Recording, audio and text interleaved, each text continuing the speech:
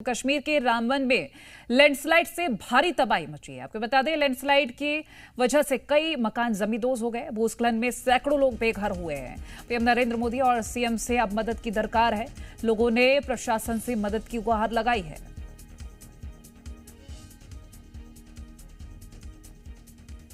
तो बीते कल भयावह तस्वीरें जो सामने आई हैं वो हम आपको दिखा रहे हैं कि किस तरह से जो लैंडस्लाइड की वजह से यहां पर तबाही मची है।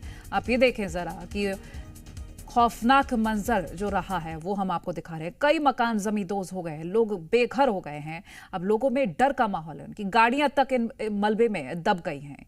ये तस्वीर हम आपको दिखा रहे हैं।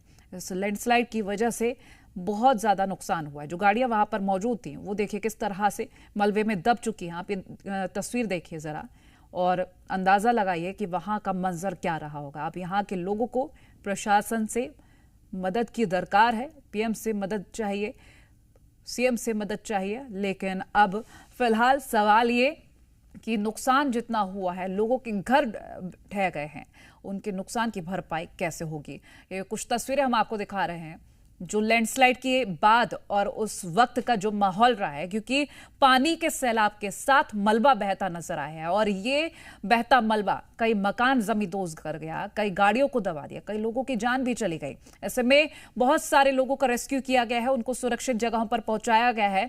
और अभी भी जो तस्वीरें सामने आई हैं वो देखकर आप डर सकते हैं, क्योंकि लोग किस तरह से वहां पर डरे हुए हैं वो हम इन तस्वीरों के जरिए आपको दिखाना चाह रहे हैं। हमारे संवाददाता रजत बोरा की एक स्पेशल रिपोर्ट देखिए।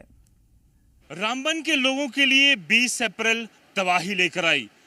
एक बड़ी क्लाउड ब्लस्ट, एक बड़ी तबाही लेकर जो तस्वीरें हमने कल आपको दिखाई, आज दूसरा दिन उस क्लाउड बर्स्ट के बाद जिस तरह की तबाही की तस्वीरें लगातार नजर आ रही हैं, साफ तौर पर दर्शाता है कि कुदरत ने कितना कहर जो है इस इलाके में बरपाया है। और अब हम रामबन के ही निचले इलाके में यहाँ पर पहुंचे हैं, कऊ बस्ती से कहा जाता है। और जिस तरह से जितने भी ये मकान हैं पूरी तरह से जमींदोज हो चुके हैं।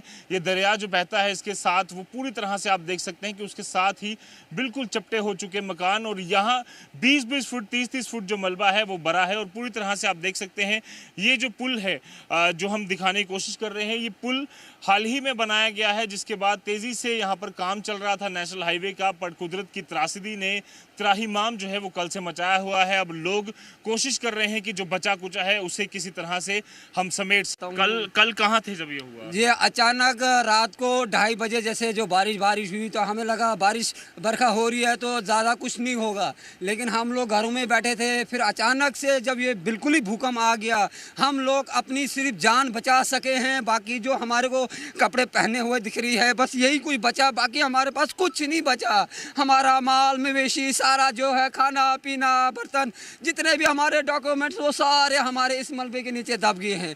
अब कितने मकान थे? ये वहाँ पे कम से कम वो जो सामने आप मकान दिख रहे हैं, यहाँ पे 4 मकान है, वो बिल्कुल दब गए हैं, दिख ही नहीं रहे हैं। वो काफी मकान थे और काफी तबाही जो है वो यहाँ पर हुई है। और जी मीडिया की टीम कोशिश कर रही है कि उन लोगों की आवाज़ जो है वो सरकार तक पहुँचाई जा सके जिन्होंने इस त्रासदी को यहाँ पर देखा है, इस मंजर को यहाँ पर देखा है। और मैं अपने कैमरा सहयोगी से भी कहूँगा कि धीरे धीरे आगे हम बढ़ने की कोशिश करेंगे कि किस तरह से रास्ता तक नहीं बचा है। और पूरी तरह से ये जो मंजर है ये साफ तौर पर दर्शाता है कि कितनी तबाही यहाँ पर हुई है।